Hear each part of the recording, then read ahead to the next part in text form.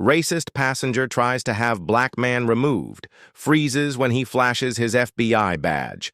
Before we start, comment from which country you are watching. It was a bright Tuesday morning at JFK International Airport. The sun had just begun to rise, painting the sky with streaks of gold and crimson. Passengers hurried through the terminal, dragging suitcases behind them, eyes on the clock as they rushed to board their flights. Flight 287 to Los Angeles was boarding at Gate C12. Business people, families, and vacationers formed a long line, eager to get to their seats before takeoff. Among them was Daniel Carter, a tall, well-dressed black man in his mid-30s. With a calm expression and a neatly pressed suit, he looked like any other businessman heading to an important meeting. But there was one thing most people didn't know about Daniel. He was a special agent with the FBI, one of the best in his department.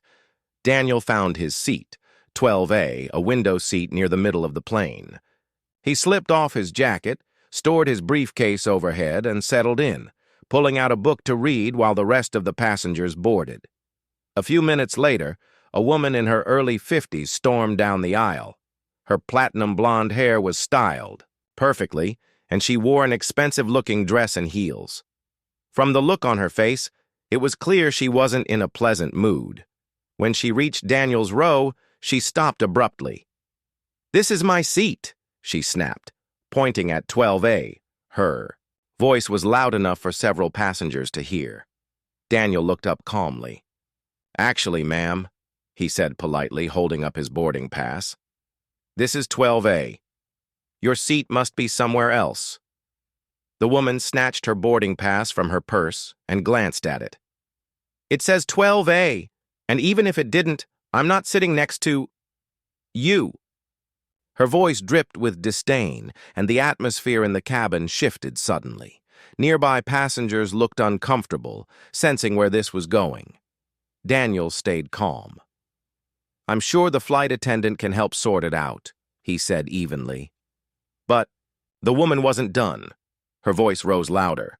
"I'm not sitting next to this man! Get him off this plane!" she demanded, looking around as if expecting the other passengers to back her up. Within seconds, a flight attendant hurried over, her professional smile strained. "Is there a problem here?" she asked.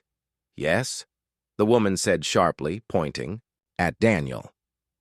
"This man is in my seat, and I don't feel comfortable sitting next to him." The flight attendant looked at both boarding passes. After a moment, she said, "Ma'am, your seat is actually 12C, the aisle seat. 12A is his seat. You're both in the right row." But the woman wasn't satisfied.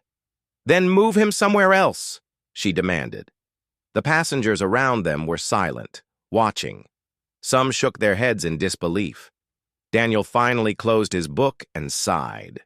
He reached into his jacket pocket, pulled out a small black leather case, and flipped it open. The gold FBI badge gleamed under the cabin lights.